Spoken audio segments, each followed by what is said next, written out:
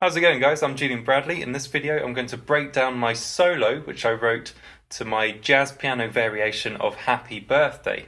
So first of all, here's how it sounds.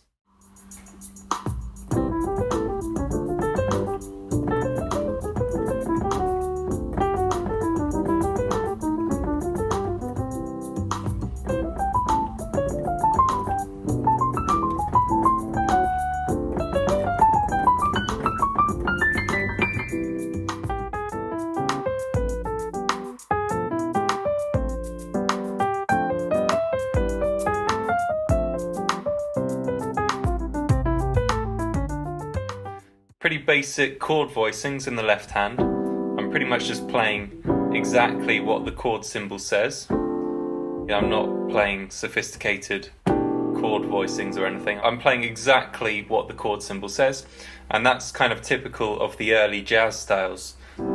C major 7, D minor 7, G dominant 7.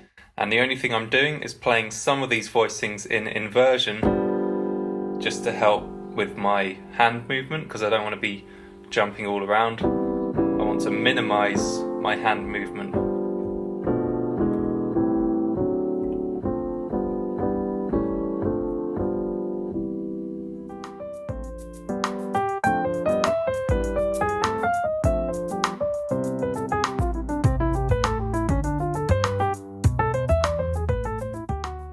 Okay, so that's the left hand playing very basic chord voicings.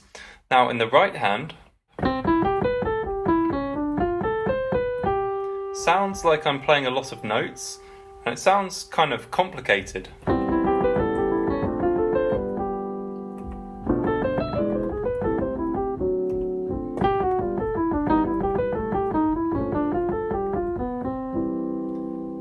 But here's the thing. In my right hand, mostly I'm just playing the same notes which I'm playing in the left hand.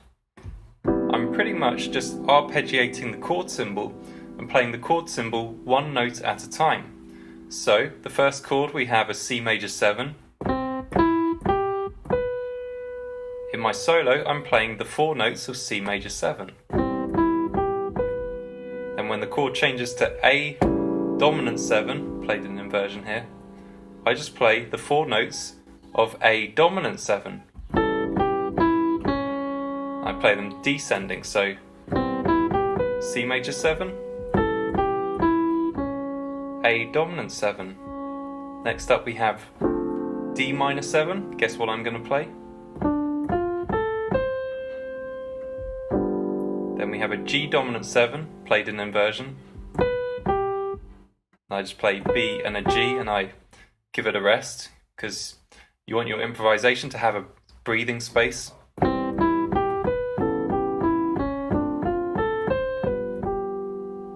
So, once you understand how it works, it's not that complicated, is it? I'm just arpeggiating the chord symbol. So that's absolutely fine. That's how to create a jazz sound. That's one way of improvising.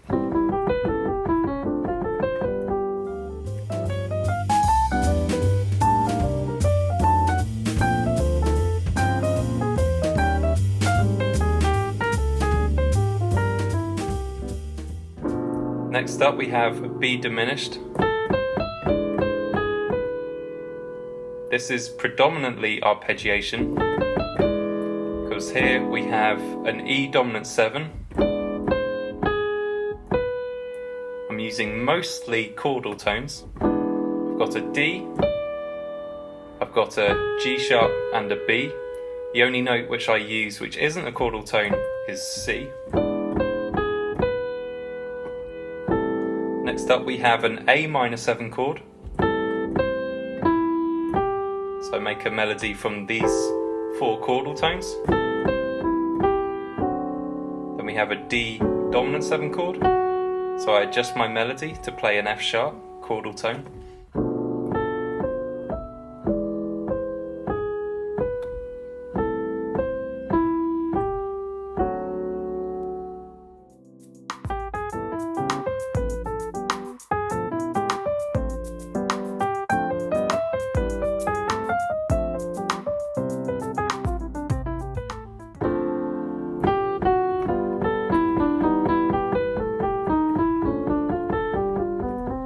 And this is predominantly chordal tones, except I'm using some chromaticism. And the basic concept of chromaticism is, or at least in my mind, if I've got a G and I'm moving to F, well, I can always move chromatically between the two. Then back to chordal tones. Again, my target note is an E, so I'm going to move chromatically up chordal tones.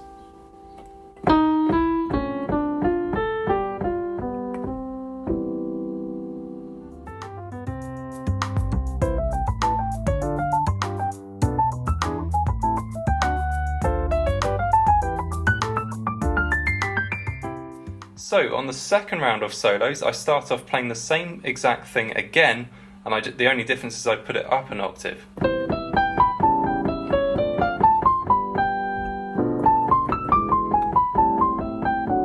Exactly the same notes.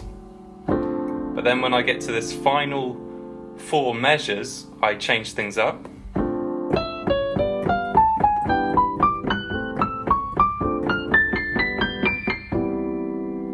I'm going to put this down an octave to make sure it's on camera. I start with a double appoggiatura. Now remember, resolution notes of any chord are 1, 3, 5. And I'm going to precede the D, the resolution note, with a tension note above and a tension note below. Double appoggiatura, and then I arpeggiate the chord symbol.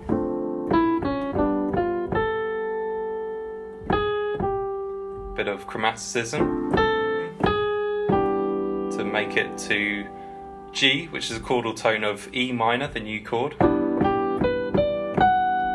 Then I run up an E minor 9 chord,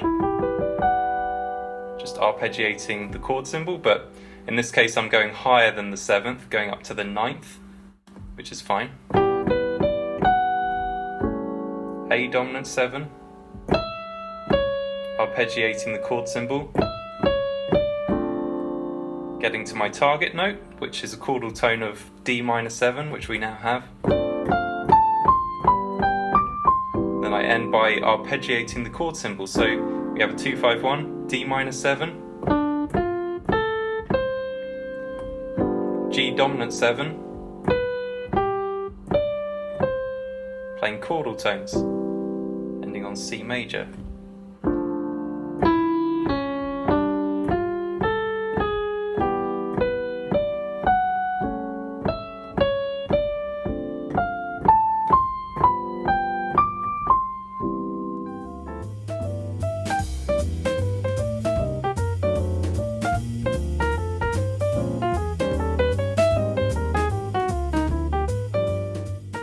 Now, as a side note, when you're playing a melody like this, where you're playing 8th notes, you can accent, which means emphasize, play a bit louder, each of the off beats.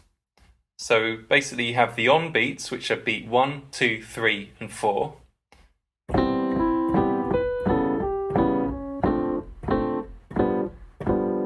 So these beats, and then you have the off beats, which are the 1 and, 2 and, 3 and, 4 and. 1 and, 2 and, 3 and, 4 and. So you're emphasizing the off beats. Sort of like that.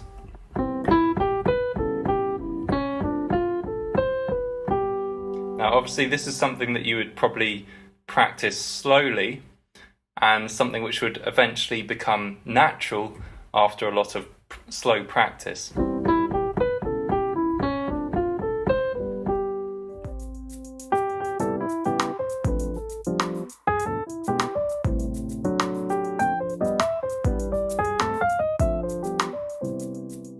My name's Julian Bradley, thank you very much for watching. If you found this video useful, I'd really appreciate a thumbs up. And if this is the first video of mine you've seen, make sure you don't miss out on future videos by subscribing to my channel.